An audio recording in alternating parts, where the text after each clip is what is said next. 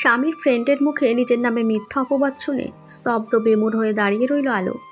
এই মুহূর্তে কি প্রতিক্রিয়া করা উচিত সে বুঝে উঠতে পারছে না। বারবার নিজের স্বামী প্রহরের মুখের ভাব বোঝার চেষ্টা করছে। কেমন শক্ত ও গাম্ভীর্যতা পূর্ণ মুখায়ব।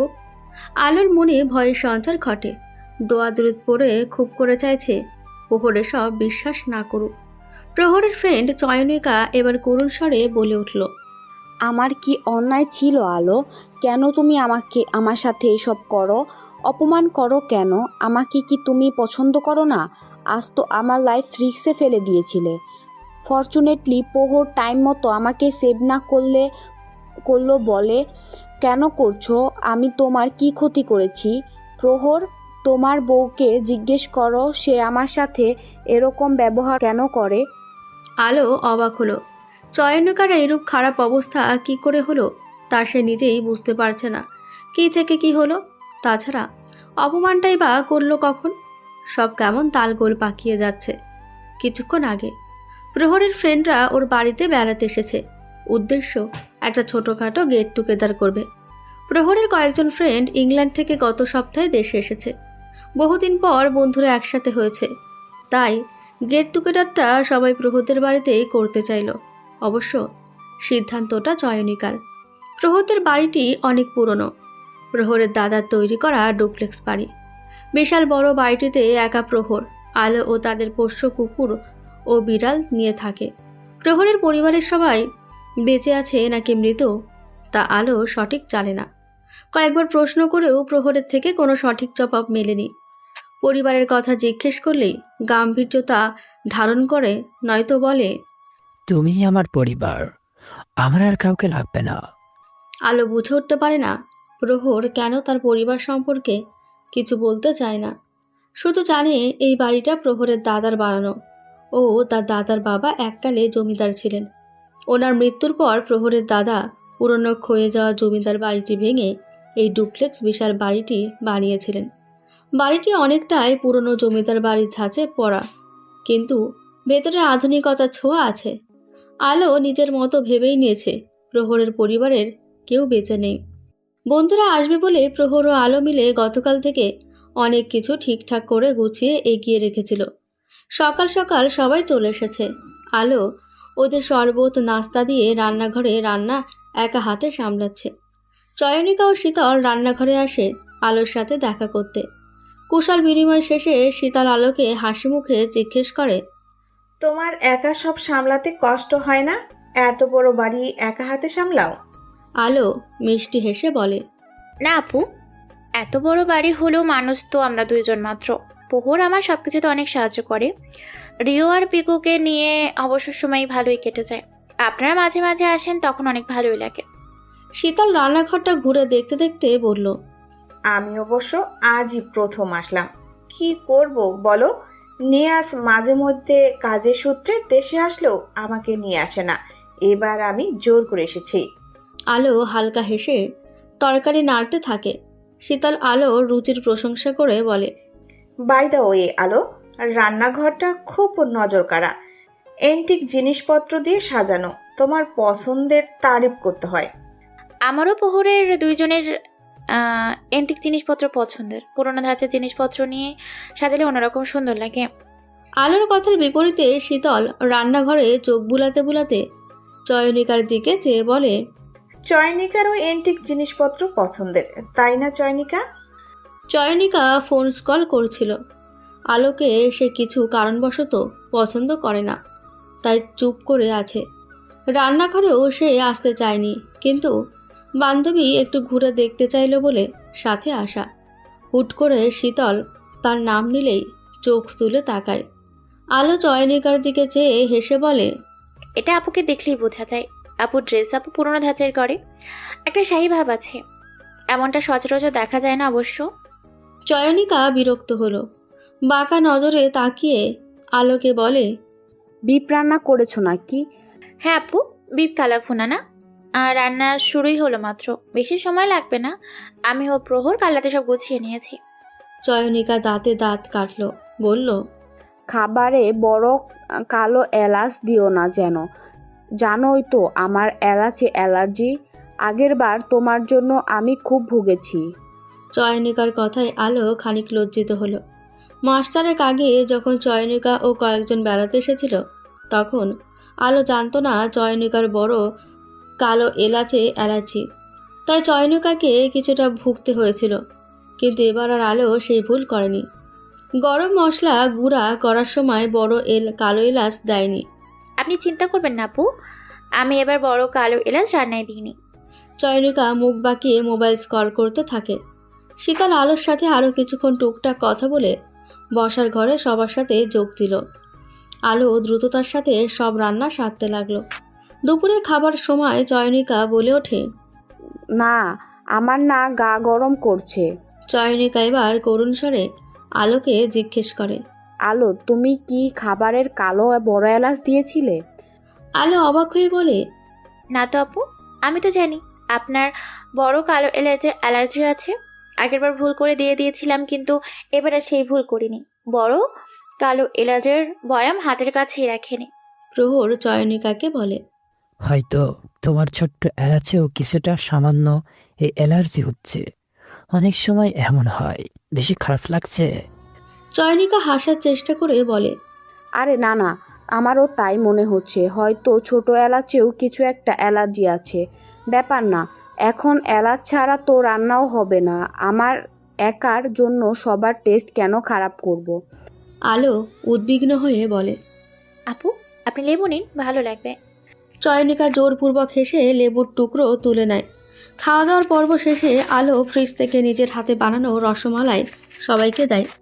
বিকেলের আড্ডার জন্য ফ্রোজেন করা কিছু স্ন্যাক্স আছে, তা ভেজে নেবে, সাথে মালাই চা। বিপত্তি ঘটল বিকেলে। চা খেয়ে চয়নিকার হাত মুখে গলায় দৃশ্যমান স্থানগুলোতে বড় বড় রক্তবর্ণের র্যাশ ওঠা শুরু করেছে। সবাই ঘাবড়ে যায়। দুপুরের খাবার খাওয়ার সময় গা গরম করেছিল, আর এখন র্যাশ, সাথে শ্বাসকষ্ট। প্রহর অ্যালার্জির ওষুধ দেওয়ার পর আধ ঘন্টার মধ্যে চয়নিকা কিছুটা সুস্থ বোধ করলেই আলোকে উদ্দেশ্য করে রেগে বলে, তুমি ইচ্ছে করে চায়ে বড় এলাচ দিয়েছো তাই না, যাতে আমি অসুস্থ হয়ে পড়ি? আলো এসবে কিছুই জানে না। নিজের নামে এসব শুনে সে হতবাক হয়ে ফ্যালফ্যাল করে তাকিয়ে থাকে। প্রহর শান্ত স্বরে বলে, তুমি সত্যি কালো বড় এলাচ দিয়েছ? তুমি তো জানতে এতে সাইনিকার অ্যালার্জি আছে। আলো ঘাবড়ানো স্বরে বলে, আমি সত্যি দিইনি, আমি তো জানি ওনার অ্যালার্জি আছে। তুমি রান্নাঘরে এসে দেখে যাও।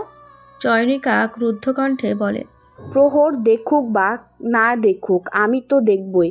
তোমার আমার ওপর এত কিসের রাগ বুঝি না। আজকে এর একটা বিহিত করতেই ছাড়বো। চয়নিকা প্রহর ও আলোকে ধাক্কা দিয়ে একে অপরের থেকে দূরে সরিয়ে মাছ দিয়ে হনহন করে রান্নাঘরে চলে গেল। রান্নাঘরে গিয়ে চায়ের কেটলিতে দেখলো ছোট ছোট 3টে সাদা এলাচ পড়ে আছে চা পাতির সাথে। কোনো বড় কালো এলাচ নেই। চয়নিকার পিছু পিছু বাকিরা আসে। প্রহর এগিয়ে গিয়ে দেখে কেটলিতে কোনো বড় কালো এলাচ নেই। তখন প্রহর স্বস্তির নিঃশ্বাস ফেলে বলে, এখন বিশেষ হলো তো। আলো শুধু শুধু কেন তোমার ক্ষতি করতে যাবে বলো? তাছাড়া আলো তেমন মেয়েই না। রাত্রি প্রহরকে সমর্থন করে বলে, আমারও তাই মনে হয় চনি। তখন দুপুরে খাবারের সময় তোর অ্যালার্জি হয়েছিল। হয়তো ছোট এলাচেও তোর অ্যালার্জি শুরু হয়েছে, হয় অনেক সময়। চয়নিকা রেগে চায়ের কেটলিটা মেঝেতে ছুঁড়ে ফেলে দেয়। চিৎকার করে বলে, ওটা বড় কালো এলাচ ছিল, আমি স্মেল চিনি। দেখো, আলো আবার কেটলি থেকে উঠিয়ে ফেলে দিয়েছি নাকি? চয়নিকার চিৎকারে আলো প্রহরের হাত শক্ত করে ধরে। প্রহর আলোর হাতের উপর হাত রেখে আশ্বাস দিয়ে শান্ত স্বরে চয়নিকাকে উদ্দেশ্য করে বলে, আমরা সবাই চা খেয়েছি, আমরা তো স্যাম্পল পেলাম না। তুমি একাই পেলে।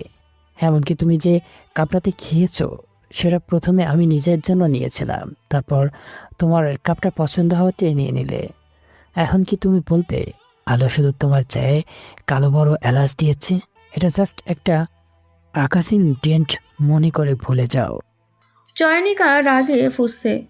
প্রহর আলোর 2 গালে হাত রেখে বলে, মন খারাপ করো না।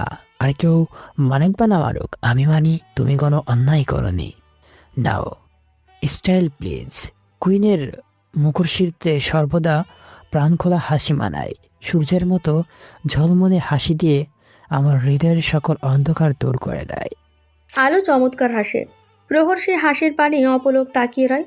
ওদের এই সুন্দর মুহূর্ত যাতে নষ্ট না হয়, তাই বাকিরা আস্তে আস্তে স্থান ত্যাগ করলো। চয়নিকা রেগে নাক ফুলিয়ে ফল কাটার চাকুটা হাতের মুঠোয় চেপে ধরে যখনই হাতে ব্যথা অনুভূত হয় তখনই ছুঁড়ে ফেলে দিয়ে গটগটিয়ে চলে যায়। হঠাৎ শব্দে আলো প্রহরের থেকে দৃষ্টি সরিয়ে দেখে চয়নিকা চলে যাচ্ছে, আর মেঝেতে ঈষৎ রক্তিম বর্ণ ধারণ করা চাকুটা পড়ে আছে। আলো চমকে উঠে হড়বড়িয়ে বলে, প্রহর, রক্ত, চাকুতে রক্ত লেগে আছে। প্রহর আলোর দেখানো স্থানে তাকিয়ে দেখে সত্যি তাই। আলোকে বলে, কাম ডাউন, তুমি রুমে যাও, আমি আসছি। সবাই এখনই চলে যাবে, এত ঘাবড়ানোর কিছু হয়নি। চয়নিকা আপুর তো হাত কেটে গেছে, এমনিতেই ওনার অ্যালার্জির কারণে অনেকটাই ভুগতে হয়েছে। ফার্স্ট এড করতে হবে তো। প্রহর আলোকে নিজের কাছে টেনে কপালে ঠোঁটের উষ্ণ স্পর্শ এঁকে বলে, সে নিজের খেয়াল নিজে রাখতে পারে, তোমাকে তাকে নিয়ে চিন্তা করতে হবে না। সাইনিকা সবসময় একটু জেদি টাইপের, এসব ওর হার হামেশাই চলতে থাকে। তাই এসব পাত্তা না দিয়ে তুমি রুমে গিয়ে রেস্ট করো। সারাদিন অনেক খাটাখাটনি গিয়েছে, চাইলে একটু হট শাওয়ার নিতে পারো। আমার জন্য অপেক্ষা করলেও আমি মাইন্ড করব না, বরং দুজনে মিলেই এক উপভোগ হট শাওয়ার নিয়ে নিব। আলোর মুখশ্রীতে প্রেরা মিশ্রিত রক্তিম আভা ফুটে উঠল। প্রহরের থেকে নিজেকে ছাড়িয়ে ছুটে নিজেদের বেডরুমে চলে গেল। প্রহর আলোর ছুটে পালিয়ে যাওয়া দেখে হাসল। অতঃপর কিছুক্ষণের মধ্যেই তার মুখায়বে ফুটে উঠল রহস্যময় হাসি। ঘুরে মেঝেতে পড়ে থেকে রক্ত লাগা চাকুটা তুলে নিল। চয়নিকা রেগে সবাইকে রেখে একাই চলে গেল। প্রহর সবাইকে বিদায় দিতে বাড়ির এরিয়া পেরিয়ে এসেছে। শীতল প্রহরকে বলে, দেখো প্রহর, চয়নিকা আজ একটু বেশি বাড়াবাড়ি করলো। সে সাফার করেছে, এই এগ্রিভাট আলোকে এভাবে হার্ট না করলেই পারতো। তুই আলোকে একটু ইজি করে নিস। তুই ল্যাবে চলে গেলে মেয়েটা সারা দিন তো একা একাই থাকে। পরশ বলে ওঠে, চয়নিকা, এমনিতে তো জানিসই, তবে যাই বলিস না কেন, এতটা খারাপ অবস্থা হলে রাগ হবেই, তাও দুইবার। I think something is fish. ছোট এলাচে তোর অ্যালার্জির কারণ না, ও খাবারে এলাচ খায়, কিছু তো একটা আছেই। শীতল পরশকে বলে, সব এলাচ তো একই রিজন থেকে আসে না, কিছু ডিফারেন্ট থাকে, হয়তো সেজন্য হয়েছে। নিয়াস ধমক দিয়ে শীতলকে থামিয়ে বলে, তুমি হারভাস নিয়ে রিসার্চ করছো বলে নিজের জ্ঞান এখানে ছাড়তে আসবে না। এতটাও অ্যালার্জি হয় না, হলে সামান্য হবে। প্রহর দেখলো কথা বাড়ছে, তাই বলল, ওকে গাইস কুল, সন্ধ্যা নামছে। গ্রাম্য এলাকার সাথে বনজঙ্গল বেশি, তাই বেশি রাত করা ঠিক হবে না। তাছাড়া এদিকে বসতিও কম। আই থিঙ্ক তোরা হয় এখানে নাইট স্ট্রিট কর, নয়তো জলদি ফিরে যা, পথে বন্যপ্রাণী আসতে পারে। শীতল আফসোস করে বলল, আমি রাতটা থাকতে চেয়েছিলাম। ইস, এমন বাদশাহী বাড়িতে নাইট সেট করাটা অসামহত। কিয়া ও রাতও আগ্রহ দেখায়, কিন্তু একজন যেহেতু চলে গেছে তাই থাকবে না। অতঃপর প্রহর ওর বন্ধুদের বিদায় দিয়ে বাগানে যায়। বাগানে অনেক ফুলের কলি আজ রাতে ফুটবে, তখন সে তার প্রিয়তমার জন্য নিয়ে যাবে। বাড়ি ফিরে চয়নিকা রেগে নিজের ঘরে ভাঙচুর করছে। তার বিছানো জাল কে কেটে দিল সে বুঝতেই পারছে না। এত মেহনত করে সবটা গুছিয়েছিল, সব ভেস্তে গেল, তার উপর ফিরে আসলো। চয়নিকা চিৎকার করে ওঠে, তারপর বলতে থাকে, আমি নিজের ক্ষতি করে সব কিছু করলাম, কিন্তু তাও আলোটা বেঁচে গেল। কে সরালো সব কিছু? আলো নয় তো?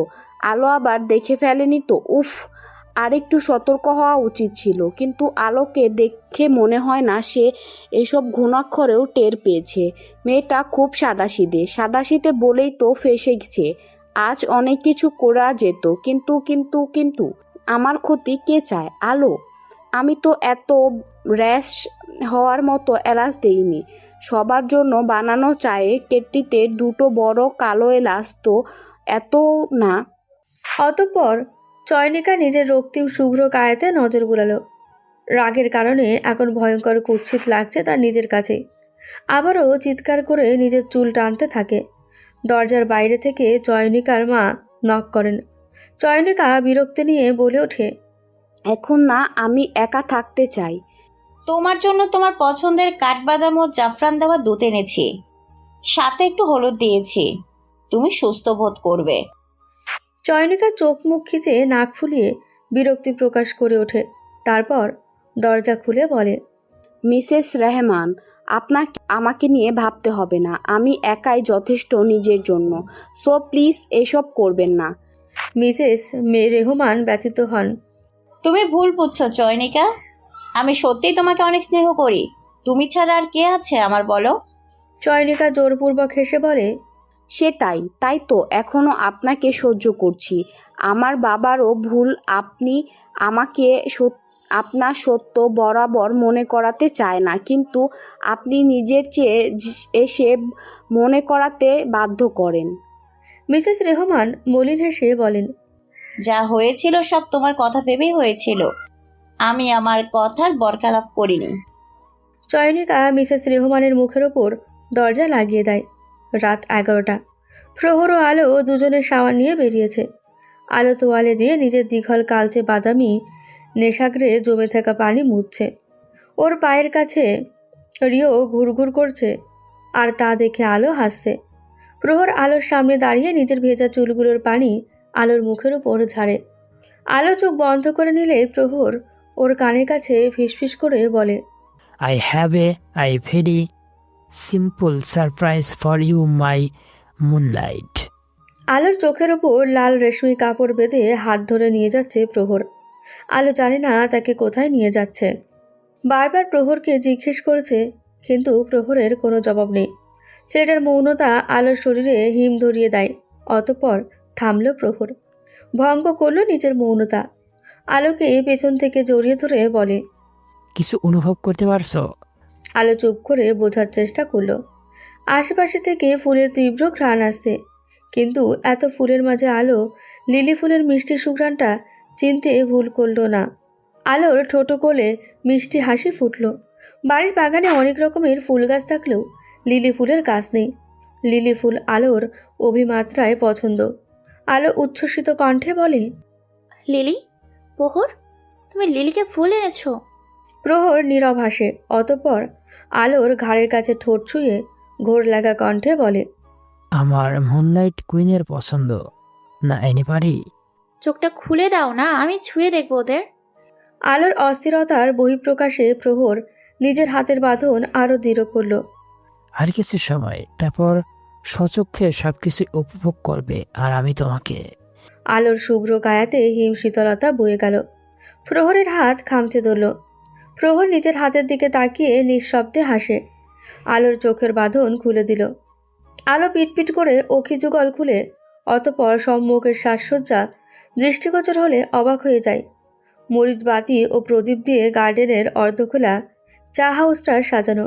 চা হাউসের সেন্টার টেবিলে হরেক রঙে লিলি ফুল ও সেই সাথে গোলাপ, জারবেরা, রজনীগন্ধা ফুল। ফুলগুলোর আড়ালে লুকিয়ে আছে একটা রেড ভেলভেট কেক ও প্রহরের আনা স্পেশাল গিফট। ওরা এখন দাঁড়িয়ে আছে বাগানের বাঁধানো রাস্তাটাতে। আলো খুশিতে প্রহরের হাত ধরে চা হাউসটাই যায়। আলো চোখ ঘুরিয়ে আশেপাশে দেখতে দেখতে বলে, it's really special for me প্রহর। আলো ফুলগুলো হাতে নিয়ে ঘ্রাণ নিতে থাকে। লাল ও নীল রঙা লিলি ফুল দেখে অবাক হয়ে শুধায়, লাল ও নীল রঙের নীলি আমি আমেরিকাতে থাকতে লাস্ট দেখেছিলাম। এগুলো তো বাংলাদেশে চাষ হয় না বলে জানি, পেলে কোথায়? লিলির প্রতিটা ভেরিয়েন্ট এখানে আছে দেখছি। প্রহর আলোর পেছনে দাঁড়িয়ে ওর জন্য আনা উপহারটা ওর গলায় পরিয়ে দিতে দিতে বলে, এভরিথিং ইজ ফর মাই লাভ। আলো নিজের গলায় ঠান্ডা কিছু অনুভব করে। সেখানে হাত দিয়ে দেখে একটা মারমেড পেন্ডেন্ট। অবাক হয়ে প্রহরের দিকে ঘুরলেই প্রহর নিজের ওষ্ঠকোণে চমৎকার হাসির রেখা ফুটিয়ে বলে, happy for years anniversary my moonlight queen. অবাক হওয়া যেন বাকি ছিল আলোর। এই জন্যই তো আয়োজন। আমি ভুলেই গিয়েছিলাম। বেডেরটা এত নজর কাড়া যে আমার নিজেকেই মারজামাট মনে হচ্ছে। সরি ভুলে যাওয়ার জন্য। ভুলে যাওয়াটা স্বাভাবিক। সারাদিন তোমার উপর দিয়ে কম তো ধকল চাইনি। তারপরও বিকেলে ইনসিডেন্টটা। প্রহর দেখলো আলোর মন খারাপ হয়ে যাচ্ছে। প্রসঙ্গটা বদলাতে বলে, ওসব ভুলে যাও। আমাদের 4 বছরের ভালোবাসা পূর্ণ বিবাহ বার্ষিকী সেলিব্রেট করতে হবে তো। তোমার পছন্দের সব কিছু এখানে। আলোর মুখে হাসি ওঠে। দুজনের মিলে কেক কেটে খায়, সাথে রিও ও পিকুকেও খেতে দেয়। ওরা দুজনও এতক্ষণ জেগেছিল। আলো রিও ও পিকুকে কেক খাওয়ানোর মাঝেই প্রহর চা হাউসটার সেন্টার টেবিল সাইড করে সরিয়ে আগে থেকে এনে রাখা কমফর্টার ও ছোট তোষক বিছিয়ে সেখানে রাতে থাকার ব্যবস্থা করলো। সব ঠিক করে আলোর কাছে গিয়ে দেখে আলো অন্যমনা হয়ে রিওর গায়ে হাত বুলাচ্ছে। প্রহর জিজ্ঞেস করে, কি হয়েছে, এত অন্যমনস্ক কেন? আলো মলিন হেসে দীর্ঘশ্বাস ফেলে বলে, বাবা কি একবারও আসবে না প্রহর? 4 বছর হয়ে গেল। বাবা কোথায় আছে, কেমন আছে, কিছু জানি না।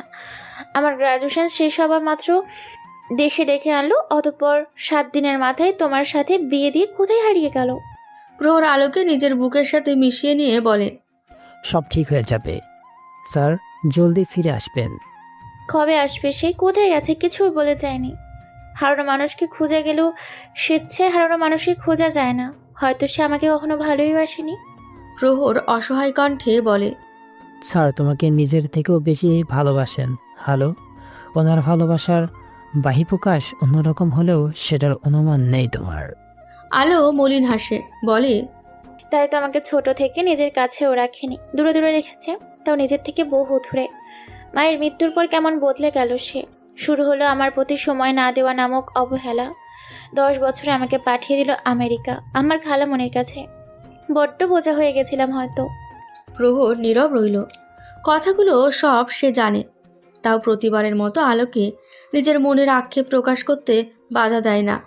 আলো নিঃশ্বাস ফেলে বলতে থাকে, সে আমাকে দূরে পাঠিয়ে দিলেও আমি কিন্তু তাকে মন থেকে দূর করতে পারিনি। বাবা তো আমার। মায়ের মৃত্যুর পর এই ইহজগতে সে ছিল আমার একমাত্র আপনজন। আমেরিকায় যাবার পর কত রাতে ঘুম ভেঙে যেত, চিৎকার করে উঠতাম, বাবা আমাকে ছেড়ে যেও না বলে। সারা রাত আর ঘুম হতো না, রাত পেরিয়ে যেত নীরবে কেঁদে কেঁদে। 10 বছরে আমি শিখে গিয়েছিলাম দুঃখ লুকাতে। আর খালামণি ও খালুজান আমাকে অনেক আদর করতেন ও করেন, একদম নিজের সন্তানের মতো। তো আমার তোমার বাবার ভালোবাসার আক্ষেপ ছিল জানো। দেশে এসে আমি যে বাবাকে তুমি সম্বোধন থেকে আমি সম্বোধন ডেকেছি, সেটাও তার খেয়াল ছিল না। তোমার সাথে বিয়ে দিয়ে নিজের দায়িত্ব থেকে রেহাই পেতে চাইলো বলেই বিয়ের পর দিনই তিনি লাপাত্তা হয়ে গেলেন। তখন ভেবেছিলাম এবার বুঝি আমি নিজের বাবার ভালোবাসা পাবো। 12 বছর পর যে দেশে ফিরেছিলাম, বাবাকে দেখতে ওই 12 বছরে 3 বার গিয়েছিল, তাও সেখানে তার কাজ ছিল বলে। হ্যাঁ, আমার নিজের ইনকাম হওয়া পর্যন্ত সব খরচ বাবাই পাঠাতো। সে আমাকে এত ইগনোর করলো, আমি কিন্তু তার জন্য ঘৃণা রাখিনি। এখনও চাই সে ফিরে আসুক, আমরা 3 জন একসাথে থাকবো। জানি না সে আশা পূরণ হবে কিনা। প্রহর আলোর কপালে চুমু দিয়ে নিজের সাথে মিশিয়ে নেয়। দুজনেই এখন আকাশে থাকা পূর্ণ চাঁদ দেখছে। চাঁদের জ্যোৎস্নায় ওদের মুহূর্তটা আরও হৃদয় ছোঁয়ানো। দুটি মনের অতৃপ্ততা একে অপরকে দিয়ে পুষিয়ে নিচ্ছে। তুমি কবে প্রহরকে নিজের বশে করবে? আমি তো চেষ্টা করছি, কিন্তু ওই আলোটাকে পথ থেকে সরাতে পারলে সব সমাধান হয়ে যাবে। তারপর প্রহর আমার বশে। প্রহর আলোকে একটু বেশি ভালোবাসে। এই ভালোবাসাটাই ভাঙতে পারছি না। কালও ব্যর্থ হয়েছি। তোমাকে দিয়ে কিছু হবে না মনে হয়, আমাকে অন্য ব্যবস্থা নিতে হবে। আর কত সময় নিবে? 3 বছর ধরে কিছুতেই পারছো না ওদের আলাদা করতে। এবার আমিই যা করার করব, তোমাকে আমার আর প্রয়োজন পড়বে না। বুকটা ধক করে উঠল চয়নিকার। সে তার ভালোবাসার মানুষকে হারাতে পারবে না। ফোনের অপর পাশে থাকা ব্যক্তিটাকে বলে ওঠে, প্লিজ এভাবে বলো না, আমি পারবো। আমি প্রহরকে যতটা জানি অন্য কেউ ততটা জানবে না। আমি তারপর অন্যভাবে চেষ্টা করব, প্রমিস। ফোনের অপর পাশে থাকা লোকটা বলে, সরাসরি মেরে কেন দিচ্ছ না? চয়নিকা হতাশ কণ্ঠে বলে, 4 মাস আগে ওর খাবারে ইঁদুরের বিষ দিয়েছিলাম, কিন্তু খাবারটা আমার হাত থেকে পড়ে গেল। ফ্লোরের পানি পড়েছিল আর তাতে আমি পিছলা খেয়েছিলাম। লোকটা বলল, এসব তোমার এখনো কনফিডেন্স লাগে? আমার তো তোমার গতকালের ঘটনা জানার পরেই বিশ্বাস হতে শুরু হয়েছে এসবে প্রহর জড়িত। প্রহর হয়তো জেনেও গেছে তুমি আলোর ক্ষতি চাও, তাই তোমার এইসব ছোট মোটো স্টেপে কিছু হবে না। সরাসরি শুট করে দাও, এক গুলিতেই সব খতম। চয়নিকা ঘাবড়ে বলে, আমি পারবো না, গুলি আমি করতে পারবো না। আমি আবারও ওকে বিষ দিয়ে দেব, দরকার হলে এমনভাবে দেব যাতে প্রহর জানবেও না, একবারে ওকে বুঝতেও দিব না। তবে সেই কথাই রইলো, যে কোনো মূল্যে প্রহরকে হাতের মুঠোয় চায়। লোকটা খট করে কল কেটে দিল।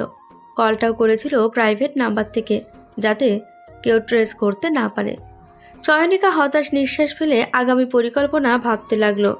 2 দিন পর চয়নিকার দুয়ারে একটা চিঠি এলো। চিঠিটা এসেছে ভোর 5টায়। এত ভোরে কোনো ডাকপিয়ন চিঠি বিলি করে বলে চয়নিকার জানা নেই। অনবরত কলিং বেলের তীব্র শব্দে কাজা ঘুম ভেঙে উঠতে হয়েছে তাকে। মিসেস রেহমান এখনও গভীর নিদ্রাতে। দরজা খুলে একটা সাদা খাম দেখে চয়নিকার মেজাজটায় তুঙ্গে। খামটা হাতে নিয়ে দরজা লাগিয়ে নিজের রুমে ফিরে এসে খুলে দেখে রক্ত। ঘাবড়ে ওঠে চয়নিকা। হাত থেকে খামটা ছুঁড়ে ফেলে চিৎকার দিয়ে নিজের হাত দিয়ে নিজের মুখ চেপে ধরে ওয়াশরুমে দৌড় লাগায়। একটা ছোট প্লাস্টিকের ব্যাগের ভেতর রক্ত ছিল, যা চাপ লাগাতে বেরিয়ে এসেছে। চয়নিকা রক্ত ভয় পায় খুব। মিনিট 5 পর ওয়াশরুম থেকে হাত মুখ ধুয়ে এসে বিছানায় বসে। বমি করে এসেছে সে, তার ব্লাড ফোবিয়া আছে। চয়নিকা ভাবতে লাগলো, কে তাকে এসব পাঠাবে। খামের ভেতর একটা চিঠিও ছিল। ধীর পায়ে খামটার কাছে যায়, কম্পিত হাতে খামটা তোলে। রক্তের প্লাস্টিকের ব্যাগটা আরও কিছুটা দূরে পড়ে আছে। চিঠিটা খুলে দেখে কম্পিউটার টাইপিং করা চিঠি। চয়নিকা ভাবল, যে চিঠি দিয়েছে সে চতুর বুদ্ধিসম্পন্ন। চিঠিটা হাতে লেখা হলে চয়নিকা নিজের সোর্স কাজে লাগিয়ে ঠিক বের করে ফেলতে পারত। হতাশ হয়ে চিঠিটা পড়তে শুরু করে। খামটা খুলে রক্ত পরিপূর্ণ প্লাস্টিকের ব্যাগ দেখে ভয় পেয়েছিল। একটু ভাবো, তুমি সম্পূর্ণ রক্ত মাখামাখি, উফ কি ভয়ঙ্কর। এবার তোমার শরীর কাটা দিয়ে উঠছে, তাই না? শুক্রিয়া করো রবের, ওটা ফ্যাক ব্লাড ছিল। আমি নিজেই স্পেশালি তোমার জন্য ল্যাবে বানিয়েছি। কিনে আনলেও পারতাম, কিন্তু নিজের হাতে বানানোটা একটা আলাদা মজা আছে। বাদ দাও সেসব, যা বলতে তোমার শখিনিন্দা কেড়ে নিলাম তা তো বলি। Chainika, daughter of পদ্মলিকা। তোমার নামটাও তোমার মায়ের নামের মতো অদ্ভুত, সাথে চরিত্রও মায়ের চরিত্রই পেয়েছো তুমি। এই চরিত্রের জন্য না আবার নিজের মায়ের মতো অকালে ছড়ে যাও। সাবধানে থেকো, পালে নিজের শুধরে নিও, নয়তো ফ্যাক ব্লাডের বদলে তোমারটাই নাই থাকে। এটিকেও একজন আড়ালের। চয়নিকার হাত পা সমানতালে কাঁপছে। এই ভোরবেলায় মনে ভয় ঢুকে গেল। আজই তো আলোর শেষ দিন। নিশ্চিত করতে প্রহরদের বাড়িতে যেত, তার হলো কই। ফোন বন্ধ করে গৃহবন্দী হওয়ার দশা তার। ঘর থেকে বের হবে না, সাথে তার ফোন যাতে না আসে সেই ব্যবস্থাও করে নিয়েছে। তপ্ত রোদ্দুর, মাথার উপর সূর্য তার প্রখর তাপ বর্ষণ করছে। সময়টা অক্টোবর মাস। দুপুরে যেন চামড়া পুড়ে যাওয়ার মতো রোদ থাকে। সেই রোদের মধ্যে বাগানে বসে কাদামাটি দিয়ে কিছু আকৃতি দেওয়ার চেষ্টায় আছে আলো। পিকু পানির পাইপের কাছে ঘেউ ঘেউ করছে আর বাগানে দৌড়াদৌড়ি করে রিওর সাথে বল নিয়ে খেলছে। রিও একটা হলুদ চন্দ্রমল্লিকা ফুল কামড়ে ছিঁড়ে আলোর কাছে দৌড়ে এসেছে। বাগানে হরেক রঙের চন্দ্রমল্লিকা ফুলের গাছ আছে, কিন্তু ফুটেছিল এই দুটোই। চন্দ্রমল্লিকা ফুল নভেম্বর মাস ও অক্টোবরের শেষে ফোটে। আলোর সামনে মুখে ফুল নিয়ে লেজ নাড়াচ্ছে ওরা। এই দুটোর কাণ্ডে আলো প্রাণ খোলা হাসল। দুজনের মুখ থেকে ফুল নিয়ে নিজের 2 কানের পিঠে লাগিয়ে ওদের গায়ে কর্দমাক্ত হাত না লাগিয়ে আদর করে দিয়ে খেলতে যেতে ইশারা করলো। পুরো বাড়িটিতে ওরা 3 জন এখন। বলা বাহুল্য যে বাড়িটি রক্ষণাবেক্ষণের জন্য একজন মাত্র দ্বাররক্ষী, তাও বৃদ্ধ। ওনার জন্য বাড়ির সীমানার বাইরে ছোট ঘর রাখা। পুরো বাড়ির সীমানাতে প্রহর ডিজিটাল সিকিউরিটি লাগিয়েছে সেফটির জন্য। বহু প্রচেষ্টার পর আলো ছোট্ট একটা ফুলদানি বানাতে সক্ষম হলো। এখন এটাতে পিকু ও রিওর কবল থেকে বাঁচাতে হবে। ওরা এখানে এসে নষ্ট না করে ফেলে। আলো উঠে ওদের ডেকে বাড়ির ভেতরে নিয়ে যায়। তারপর খাবার দিয়ে ঘুমানোর ইশারা করে আসে। দরজা লাগিয়ে নিজের কক্ষে গেল। কাদামাটির জন্য আবারও শাওয়ার নিতে হবে। আধ ঘন্টা পর শাওয়ার শেষে একটা নীল জামদানি শাড়ি পরে বাগানে গেল। কানের কাছে রিও ও পিকুর আনা ফুল দুটো। বাগানের দোলনাটাতে চোখ বন্ধ করে বসল। অতীতের কিছু স্মৃতি মনের আরশিতে ভেসে উঠেছে। 17 বছর আগে আলো তার বাবা মায়ের সাথে খুব খুশি খুশি ছিল। বাবা মায়ের একমাত্র মেয়ে যেন নয়নের মণি। স্কুল শেষে মা ও দাদির সাথে বাগানে লুকোচুরি খেলতো এমন পড়ন্ত দুপুরে। দাদি মারা যাওয়ার পর মায়ের সাথে খেলতো। আলোদের ছোট বাড়িটাতেও অনেক ফুলের গাছ ছিল। সব ছিল আলোর মা জ্যোতির লাগানো। শোকের সময়ে শকুনের কালো নজর লেগে গেল, তছনছ হয়ে গেল আলোর জীবনটা। সেদিন এমনই এক রৌদ্রদীপ্ত দুপুরে খেলা করছিল আলো ও ওর মা। আলো বড় কড়াই গাছটার পেছনে লুকিয়েছিল, আর ওর মা ওকে খুঁজছিল। অনেকক্ষণ হয়ে যাওয়ার পরেও যখন মা আসছে না, তখন আলো পা টিপে টিপে বের হয়ে দেখতে পায় মায়ের অবস্থান। কিন্তু হায়, মাকে তো চিরতরে হারিয়ে ফেলেছিল সে। মায়ের ছটফট করা রক্তাক্ত শরীরটার কাছে গিয়ে মূর্তির ন্যায় দাঁড়িয়ে রইল আলো। একেবারে স্তব্ধ হয়ে গিয়েছিল বাচ্চাটা। কতটুকুই বা বয়স ছিল তার? মাত্র 9 বছর। চোখের সামনে মায়ের বিভীষিকাময় মৃত্যুর প্রহর গোনা দেখে নিশ্চল হয়ে গিয়েছিল তার হৃৎপিণ্ড। সাথে সাথে মায়ের জান নিভে আসার আগেই জ্ঞান হারিয়ে পড়ে গিয়েছিল। তারপর আলো 2 মাস কোমাতে ছিল। কোমা থেকে জেগেই আলো হয়ে গেল একাকী। হঠাৎ কাঁধে কারো হাতের স্পর্শে ভরকে ওঠে। চোখ খুলে দেখে প্রহর হাতে ল্যাব কোট নিয়ে দাঁড়িয়ে আছে। হালকা আকাশি রঙের শার্ট ও বাদামি ফুল প্যান্ট পরিহিত, সাথে হালকা ঘরমাক্ত অবস্থায়। বিকেলের এই সময়টাতে প্রহরকে দেখে নির্বিশেষ তাকিয়ে আছে আলো। অনেকটা সময় চোখ বন্ধ করেছিল বলে এখন চোখের সামনে কিছুটা অন্ধকার লাগলো। নিজের দৃষ্টি সরিয়ে নিচ্ছে না সে। কখন যে দুপুর গড়িয়ে বিকেল হয়ে গিয়েছে খেয়ালই নেই। প্রহর আলোর কপালে গালে হাত দিয়ে তাপমাত্রা পরীক্ষা করে চিন্তিত হয়ে বলে, কতক্ষণ যাবৎ এই রোদের মধ্যে বসে আছো? রোদ নেই তো। এখন নেই, কিন্তু ছিল তো। তোমার গায়ে জ্বর জ্বর ভাব। কতক্ষণ বসেছিলে? প্রহরের হুঙ্কার পূর্ণ ধমকে আলো আমতা আমতা করে বলে, বেশিক্ষণ নাই, এই তো কিছুক্ষণ মাত্র। প্রহর সন্দেহের চোখে বাগানের পশ্চিম দিকে ইশারা করে বলে, তাই? তাহলে ওগুলো কি এখনো পুরোপুরি শুকায়নি? দেখে মনে হচ্ছে ঘন্টা 2 আগে বানিয়েছো। আলোর জিভ দিয়ে ঠোঁট বিছিয়ে কথা ঘোরানোর জন্য বলে, দেখো না আমার কেমন লাগছে। তোমার পছন্দের নীল শাড়ি পরেছি। রিও ও পিকু বাগানে 2 চন্দ্রমল্লিকা ফুল ফুটেছিল, তা ছিঁড়ে এনেছে। সুন্দর না? তুমি ভিতরে চলো, ফ্রেশ হয়ে নামাজ পড়ে নাও, তারপর একটা সাদা বা হলুদ পাঞ্জাবি পরো, ওটা ছবি তুলো একসাথে। প্রহর আলোর হাত ধরে টেনে এনে কোমর পেঁচিয়ে ধরে বলে, কথা ঘোরাচ্ছ? খুব বার বেড়েছে তোমার। আমার সাথে চালাকি শুরু করছো। জ্বর হলে যে তোমার দেখাশোনার জন্য আমার সারাদিন বাড়িতে থাকতে হবে, সে কি আর আছে? আলো প্রহরের বুকে আঙুল দিয়ে আঁকিবুকি করতে করতে বলে, তাহলে তো আমি সারা জীবন জ্বরে ভুগতে চাই। আপনি সর্বদা আমার সাথে থাকবেন সেই লোভে। আমার এই লোভ কখনো না কমুক। প্রহর নীরব হাসে। আর ম্যাম, তখন আপনাকে খাওয়ানোর ভরণ পোষণের দায়িত্ব কে নেবে?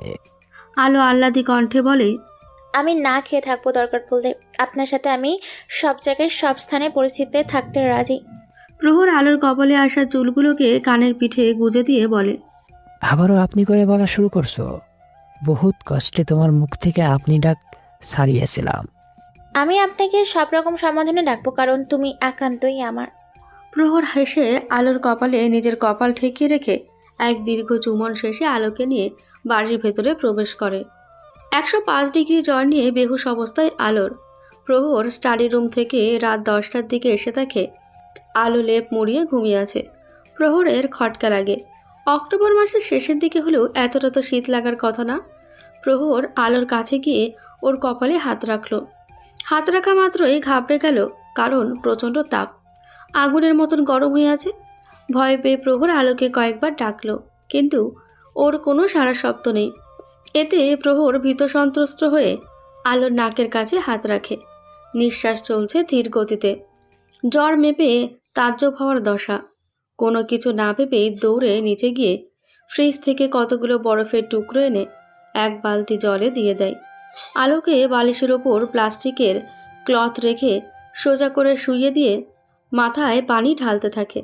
সিলেটের রাত 10টা, আর কাছাকাছিতে কোনো দোকানপাট খোলা নেই। আলোকে রেখে এই মুহূর্তে দূরে কোথাও যাওয়াও যাবে না। এই অবস্থায় সাপোজিটরি দিতে হবে, কিন্তু ফ্রিজে যেটা আছে সেটার ডেট এক্সপায়ার হয়ে গেছে। তাই এখন জ্বর নামাতে অন্য উপায় করতে হবে। প্রায় আধ ঘন্টার মতো মাথায় পানি ঢেলে শরীর ঠান্ডা পানি দিয়ে মুছিয়ে জ্বর মেপে দেখল 103 ডিগ্রির কিছুটা ওপরে নেমে এসেছে। আলোর ঠোঁট কাঁপছে, মানে জ্ঞান ফিরেছে। অস্থির নিঃশ্বাস ফেলে প্রহর লেপ ও আলমারি থেকে আরেকটা কম্বল বের করে আলোর শরীরে পেঁচিয়ে দিয়ে রিওকে বিছানার ওপর আলোর মাথার কাছে বসিয়ে রেখে সে রান্নাঘরে যায় টমেটো ও চিকেন স্যুপ বানাবে। পিকুরও পেছনে ছুটছে। কিছুক্ষণ প্রয়াস করে অবশেষে স্যুপ বানাতে সক্ষম হয় প্রহর। নিজে একবার টেস্ট করে দেখল একটু বেশি টক স্বাদযুক্ত, তবে জ্বরের জন্য টকটা জরুরি। একটু লেবু শরবতও করে নিল। সব কিছু নিয়ে ঘরে যেতে নিলে মোবাইলে মেসেজ আসে। প্রহর ভ্রুকুচকে ট্রেটা রেখে পকেট থেকে মোবাইল বের করে দেখে আজকে রাত 3টা নাগাদ জাংফলের কাছে ইন্ডিয়ার বর্ডার দিয়ে সে দেশ ত্যাগ করবে। তার কাছে অনেক ইনফরমেশন আছে প্রহর, তোমাকে সেখানে যেতে হবে। প্রহর দীর্ঘশ্বাস ফেলল। আলোকে এই অবস্থায় একা একা কিভাবে রেখে যাবে ভেবে পাচ্ছে না সে। মস্তিষ্কের নিউরনগুলো ধপধপ করে জানান দিচ্ছে। প্রচণ্ড মাথা ব্যথায় ভুগছে সে। ঘড়িতে সময় দেখল রাত 11টার একটু বেশি। জাফলং যেতে রাত 1টা নাগাদ বের হতে হবে, তাছাড়া গাড়ি আসবে ওকে নিতে। লম্বা শ্বাস নিয়ে আপাতত আলোকে সুস্থ করার দিকে মনোনিবেশ করে। আলোর কাছে গিয়ে আলোর মাথায় পরম যত্নে হাত বুলিয়ে মাথাটা নিজের বুকের সাথে মিশিয়ে নিয়ে আস্তে আস্তে স্যুপ খাওয়ানোর চেষ্টা করতে থাকে। টকের জন্য আলোর মুদিত নয়নজোড়া কুঁচকে আসে, মুখ বিকৃত করে ফেলে, কিন্তু তাতে লাভ তো হয় না। প্রহর ওকে জোর করেই খাওয়াচ্ছে। আধ ঘন্টা পর খাওয়ানো শেষ হলেই একটা ইঞ্জেকশন পুশ করে দেয়, তাতে কিছুক্ষণের মধ্যে জ্বর নেমে যাবে। আলো ঘুমাচ্ছে দেখে টেবিল ল্যাম্প জ্বালিয়ে একটা নকশা নিয়ে বসে। বর্ডার দিয়ে সরাসরি দিনের বেলা যেতে পাসপোর্ট লাগবে। যেহেতু লোকটার কাছে পাসপোর্ট নেই, তাই এই পন্থা। প্রহর বাঁকা হেসে নিজে নিজে স্বীকারোক্তি করে, পাসপোর্ট থাকবে কি করে? আমি তো তোমার পাসপোর্ট বাজেয়াপ্ত করার পিছনে। তোমাকে তো দেশ ছাড়তে দেওয়া যাবে না। ইন্ডিয়ায় একবার পৌঁছে গেলে তোমার জন্য নেপাল যাওয়া কোনো ব্যাপারই না। সহযোগী তো কম নয় তোমার। প্রহর কাউকে ফোন করে বলে, জাফলংয়ের কাছে আগে ফোর্স পাঠান, তারা যেন লুকিয়ে থাকে, আগে আক্রমণ যেন না হয়। অপর পাশ থেকে খবর আসে। তুমি কেন আসছো না প্রহর? প্রহর দীর্ঘশ্বাস ফেলে বলে, আপনি তো জানেন স্যার, আমার ওয়াইফ বাড়িতে একা থাকে। তাছাড়া আমি আর্মি বা কোনো প্রতিরক্ষা বাহিনীতে নেই। আমাকে ইনফরমেশন রক্ষা করতে হবে, যার দায়িত্ব প্রফেসর আরমান শেখ আমার দিয়ে গেছেন। তাহলে তোমাকে আরো আগে আসা উচিত। প্রহর এবার মলিন কণ্ঠে বলে, প্রফেসর আরমান শেখ সবচেয়ে প্রিয় একজন কেউ আমার দায়িত্ব রেখে গেছেন। তার অবস্থা খুব নাজুক। এমন অবস্থায় তাকে ফেলে আসতে আমার ভয় হচ্ছে। তাও আমি চেষ্টা করব দ্রুত আসার। আশেপাশের সবাইকে মাস্ক ও পেপার ভ্যালেন্টেশনের ব্যবস্থা নিয়ে যেতে বলবেন। অফিসার কামাল বুঝলেন, বললেন, টেক কেয়ার অফ হার, তার সুস্থতা কামনা করি। প্রহর ফোন রেখে দেখে পিকু ওর পায়ের কাছে এসে লেজ নাড়াচ্ছে। পিকুকে জায়গা মতো রেখে এসে আলোর কপালে হাত দিয়ে দেখে আলোর শরীর ঘেমে উঠেছে। তার মানে জ্বর নেমে গেছে প্রায়। তাও মনের সন্তুষ্টির জন্য থার্মোমিটার এনে মেপে দেখল 100 ডিগ্রিতে নেমে এসেছে। প্রহরের ঠোঁটে হাসি ফোটে। আরেকবার গা মুছিয়ে দিয়ে নিজে তৈরি হলো। ঘড়ির কাঁটা জানান দিল এখন রাত 1টা বাজে। বাহির থেকে গাড়ির হর্নের শব্দ আসছে। আলোর কাছে প্রয়োজনীয় সব রেখে ললাটে উষ্ণ স্পর্শ এঁকে বাড়ি লক করে বেরিয়ে যায়। বর্ডার ক্রস করেছো, আশেপাশে কেউ দেখেনি তো? না, বর্ডারে কেউ নেই। ওই ডক্টর না বিজ্ঞানী লোকটা বিকৃত হেসে বলে, প্রহর সহমত ভাবছিল আমাকে আটকাবো। আমার পাসপোর্ট নষ্ট করিয়েছে, কত পদ্ধতিতে যে বের করেছে আমাকে আটকানোর। আমার সব লাইসেন্স কেড়ে নিয়েছে। এবার ওর নাকের ডগা দিয়ে আমি পার হয়ে যাব। আরও কিছু করতে পারবে না সালা একটা। ওই স্যার আরমান শেখ আমার কিছুই করতে পারে নাই। আর ও তো মাত্র শিশু। লোকটা খিক খিক করে হেসে উঠল, সাথে ফোনের অপর পাশের ব্যক্তিও। ওনারা কথা বলায় এতটাই মগ্ন ছিল যে পেছনে যে কেউ অন্ধকারে দাঁড়িয়ে দাঁড়িয়ে ঠোঁট গলে বাঁকা হাসি ঝুলিয়ে তাদের কথা শুনছে তার খেয়াল নেই। লোকটার নাকের কাছে ক্লোরোফর্ম স্প্রে করে দিলেই লোকটি মাটিতে লুটিয়ে পড়ে। অতঃপর তাকে নিয়ে যাওয়া হয় তার যোগ্য স্থানে। সকাল হলে আলো মাথায় হাত দিয়ে উঠে বসে। বিছানার আশেপাশে বালতি, প্লাস্টিক, স্যুপের বাটি। সিরিজ থেকে বোঝা যায় প্রহরের কাজ সব। তার জন্য প্রহরকে কতটা ভোগান্তি পোহাতে হয়েছে ভেবেই দাঁত দিয়ে জিভ কাটে। কাল একবার শাওয়ার নেওয়ার পর 3-4 ঘন্টা না খেয়ে তীব্র রোদে বসে থাকার ফল ছিল এটা। তখনই হাতে নাস্তার ট্রে নিয়ে ঘরে ঢুকলো প্রহর। আলোর দিকে তাকিয়ে মিষ্টি হেসে বলে, উঠে পড়ছেন ম্যাম? এখন কেমন বোধ করছেন? এখন অনেক ভালো। ডক্টর প্রহর সেওমাতের সেবায় সুস্থ না হয়ে পারে? তাই তো, এবার ভালো মেয়ের মতো স্যুপটা খেয়ে নাও তো। রাতের টক বেশি ছিল, এইবারটা ঠিক আছে। আলো উঠে প্রহরের গলা জড়িয়ে ধরে আহ্লাদি কণ্ঠে বলল, সরি, এতগুলো সরি। আমি বুঝিনি জ্বর চলে আসবে। আমার জ্বরের জন্য তোমাকে কত ভুগতে হয়েছে, তাই না? প্রহর আলোর নাকের ডগায় আলতো চুমু দিয়ে বলল, উফ, হুম, শুধু ভয় হচ্ছিল তোমার যদি কিছু হয়ে যায়। আমি প্রহরকে আর বলতে না দিয়ে নিজের ওষ্ঠ দ্বারা প্রহরের মুখ বন্ধ করে দেয়। কিয়ৎক্ষণ পর হাঁপিয়ে বলে, অত সহজে তোমার ঘাট থেকে নামছি না মিস্টার। সো নো চিন্তা, চলো একসাথে ব্রেকফাস্ট করবো। তোমার জন্যই কি স্যুপ? প্রহর নীরব হেসে মাথা নাড়ায়। আচ্ছা, সমস্যা নেই। অসুস্থ বউয়ের সাথে তুমিও না হয় একদিন একটু স্যুপ খাও। দুপুরে তোমার পছন্দের সব রান্না হবে। প্রহর দ্বিমত করে বলে, একদম না, তুমি আজ রান্নাঘরে আশেপাশেও যাবে না। আমি আজ সারাদিন ছুটি নিয়েছি, কিছু একটা বানিয়ে নিব। এখন নাস্তা শেষে মেডিসিন নিবে। আলো কথা শুনতে না চাইলে প্রহর বলে, ইটস মাই অর্ডার। কি আর কত করার। ঠোঁট উল্টিয়ে প্রহরের হাত থেকে স্যুপ খেতে থাকে। দুপুরে রান্নাবান্না ও খাওয়া শেষে প্রহর আলোকে কিছুক্ষণের মধ্যে চলে আসবে বলে বেরিয়েছে। গতকাল রাতে প্রহর ওই লোকটাকে অজ্ঞান অবস্থায় এক জায়গায় নিয়ে রেখেছে। তাকে হাই ডোজের ঘুমের ইঞ্জেকশনও দিয়ে এসেছে। সাথে নজরদারির জন্য সেনাবাহিনীর ফোর্স রেখে এসেছে। লোকটা ঘুম থেকে জাগবে না বলে প্রহরের ধারণা, কারণ এই ঘুমের ইঞ্জেকশনের ডোজটা একজন সাধারণ মানুষের শরীরে 3 দিন পর্যন্ত প্রভাব বিস্তার করে। যদিও লোকটা ড্রাগ অ্যাডিক্টেড বলে জানে প্রহর, কিন্তু তাতেও অন্তত 24 ঘন্টা তো কাজে দেবে। ভয় হচ্ছে লোকটার সহযোগী ও মূল হোতা যদি লোকটির অবস্থান জানতে পারে, তবে লোকটিকে যে কোনোভাবে বের করে নিয়ে যাবে। তাই জন্য নজরদারির বিশেষ প্রয়োজন ও মাস্ক মাথায় হেলমেট পরে নিতে বলেছে সবাইকে। আলোকে ঘুম পাড়িয়ে রেখে গেছে। দুপুরের খাবারের জন্য ডাল ভুনা ও চিকেন সবজি করতে পেরেছিল, তাও ইউটিউব দেখে। লোকটিকে একটা চেয়ারের সাথে হাত পা বাঁধা অবস্থায় রাখা হয়েছে। সামনে একটা টেবিল ও টেবিলের ওপরে ছাদে ঝুলছে সোডিয়াম বাতি। প্রহর লোকটির সামনে চেয়ার নিয়ে বসলো। টেবিলের ওপর হাত রেখে তাতে মুখ ভর দিয়ে ঘুমন্ত লোকটাকে দেখছে। কিয়ৎক্ষণ অবলোকন করে তার এই নিশ্চিন্তের ঘুম প্রহরের সহ্য হলো না। কলস থেকে পানি ঢেলে লোকটার ঘুম ভাঙাতে চাইল।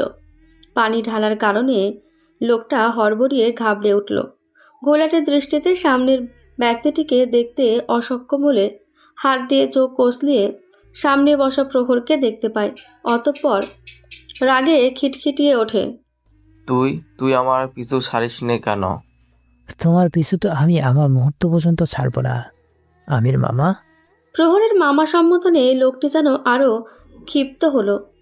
আমি তোর মামা নই প্রহর, তুই শুধুই আমার শত্রু সন্তান। প্রহর উচ্চস্বরে হাসে, অতঃপর হিস হিসিয়ে বলে, তাই নাকি? তোমার শত্রুর সন্তান নাকি বেস্ট ফ্রেন্ড? লোকটি আগুন চোখে চাইল। চাহনিতে লাভা ছিটকে পড়ছে। তোর বাপ প্রান্তিক কখনোই আমার বন্ধু ছিল না। বন্ধু কখনো পিঠ পিছে ছুরিঘাত করে না।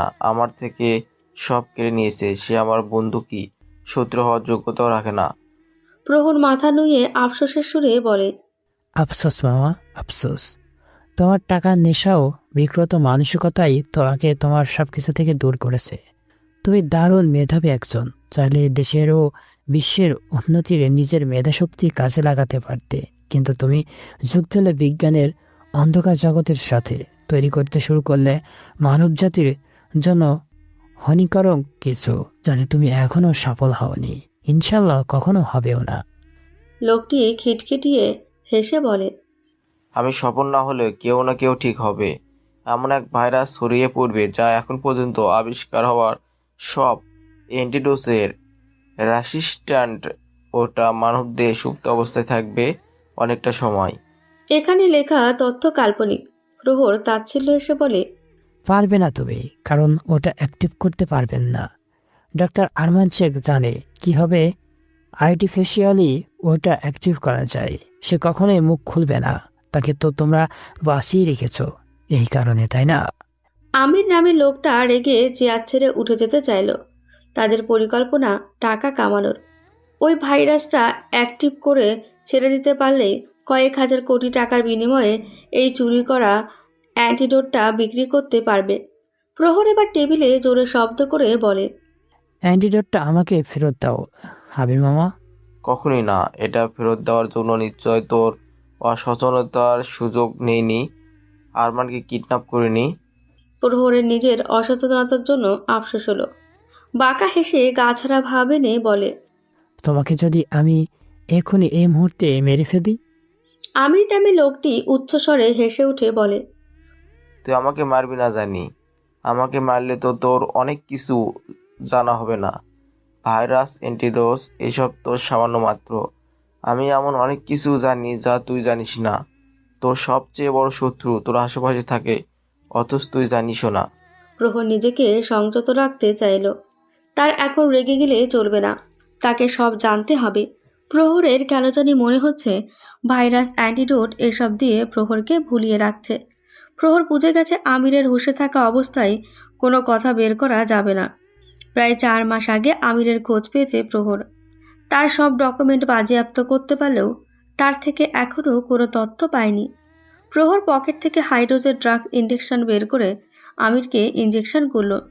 কিছুক্ষণের মধ্যেই আমির নিজের হুঁশ হারালেও প্রহর তার থেকে কোনো সঠিক তথ্য জোগাড় করতে অসমর্থ হয়। শুধু বলছে একজন আছে যে প্রহরের খুব কাছের, কিন্তু সে সবসময় প্রহরের ক্ষতি চায়। তার এসব ভাইরাস, অ্যান্টিডোটের প্রতি কোনো লোভ নেই। ভাইরাসটি আদেও কখনো সক্রিয়ভাবে অ্যাক্টিভ হবে কিনা জানা নেই। সে তো চায় প্রহরের ক্ষতি, প্রহরের ধ্বংস। রাত 8টা নাগাদ প্রহর বাড়ি ফিরল। সাথে করে আলোর পছন্দের ফ্রোজেন করা চিকেনের সমোসা নিয়ে এসেছে। শুধু তেলে ভেজে নিলেই হবে। বাড়ি ফিরে বেডরুমে গিয়ে আলোকে না দেখে ওর ভ্রু কুঁচকে আসে। আশেপাশে কোথাও রিও ও পিকুকেও দেখছে না। প্রহরের সন্দেহ হলো আলো হয়তো রান্নাঘরে আছে। হাতে জিনিসপত্র টেবিলের ওপর রেখে সে রান্নাঘরের দিকে অগ্রসর হয়। যা সন্দেহ ঠিক তাই। আলো এখন পেঁয়াজ ও রসুন কাটছে। প্রহর দরজার কাছে হেলান দিয়ে বুকে হাত গুজে দাঁড়ালো। বাইরে যাওয়ার সময় আলোকে বলে গিয়েছিল যাতে বিছানা থেকে না ওঠে, রেস্ট করে। কিন্তু এমন ঘাড়তারা এই মেয়ে শুধু কি বিছানা থেকে উঠেছে, রান্নাঘরে এসে একা হাতে রান্নাও করেছে। হুট করে পিকু ডেকে উঠলেই আলো পেঁয়াজ কাটা থেকে নজর হটায়, আর সাথে সাথেই অসাবধানতাবশত আঙুলে ছুরির মাথা লেগে কেটে যায়। আলো আহ করে উঠলেই প্রহর আতকে উঠে তড়িঘড়ি করে আলোর কাছে গিয়ে ওর হাতটা নিজের মুখে পুরে নেয়। আলো হতভম্ব হয়ে যায়। ভয় পেতে থাকে প্রহরের রুদ্র রূপের। আঙুল মুখে থাকা অবস্থায় প্রহর আলোর দিকে রুষ্ট দৃষ্টিতে তাকিয়েছে। আলো ভয়ে হাত ছিটকে ছাড়িয়ে এনে বোকার মতো হাসার চেষ্টা করে বলে, একটু লেগেছে শুধু, দেখো রক্ত কিন্তু বেরোয়নি, খামোকা চিন্তা করো না। প্রহর গম্ভীর কণ্ঠে বলে, তোমাকে মানা করছিলাম না, একদিন শান্তিতে থাকতে ইচ্ছা করে না? কাল তোমার কি অবস্থা হয়েছিল কোনো আইডিয়া আছে তোমার? আর মেয়ে, তুমি কি হিট স্ট্রোক করতে? আমি কি তোমাকে দুপুরে রান্না করে খাওয়াই নাই? নাকি আমি খুব বাজে রান্না করছি যার কারণে তোমাকে এই দুর্বল শরীরে উঠে আসতে হলো? আলো হতবাক হয়ে বিমূঢ় হয়ে চাইল। সে তো প্রহরের কষ্ট হবে বলে এসেছিল। কাল সারা রাত আবার দুপুর পর্যন্ত কত ধকল গেছে ওর ওপর দিয়ে। আলো আমতা আমতা করে বলে, আমি এখন সুস্থ আছি প্রহর। তুমি কাল থেকে কত কিছু করলে, পরে তুমি অসুস্থ হয়ে যাবে। ঘরে বাইরে 2 দিকে সামলাচ্ছ তুমি। আর কে বলেছে তোমার রান্না খারাপ? তুমি তো আমার থেকেও ভালো রান্না করো। আমি তো তোমার। প্রহর ক্ষিপ্র কণ্ঠে বলে, বলেছি আমি? আগে নিজের শরীরে চিন্তা করো, তারপর আমারটা করবে। তোমাকে সবসময় সবার চিন্তা করতে হবে না, আমার মানসিক চিন্তা করো, এটাই অনেক। তারপরও তোমাকে আমি আবারও কালকের মতো অবস্থায় ক্ষণিককালেও দেখতে চায় না। এই বলে প্রহর ছুরিটা ছুঁড়ে ফেলে রেগে গড়গড়িয়ে রান্নাঘর ত্যাগ করে। আলো অসহায় দৃষ্টিতে প্রহরের জাহার পানে চেয়ে রইল।